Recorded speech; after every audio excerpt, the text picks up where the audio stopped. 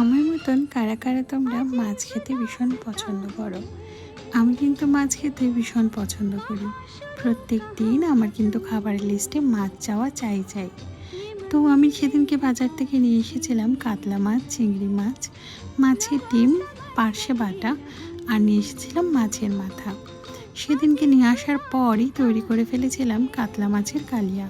এই কালিয়াটা কিন্তু রসুন, সর্ষে আর টমেটো দিয়ে করা হয়, এবং অবশ্যই লাস্টে সর্ষের তেল ছড়াতেই হবে আর কাঁচা লঙ্কা দিতেই হবে, তবেই কিন্তু এরকম গ্ল্যামারাস মাছের কালিয়া তৈরি হয়ে যাবে।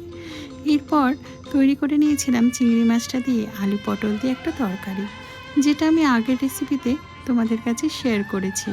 খুবই সাধারণভাবেই তরকারিটা তৈরি করেছিলাম, যেটা খেতে কিন্তু অপূর্ব হয়েছিল। রসুন ছাড়াও খুব সুন্দর খেতে হয়েছিল। তোমরা অবশ্যই ট্রাই করো এবং কমেন্ট সেকশানে জানাতে ভুলো না কাদের মাছ খেতে ভীষণ ভালো।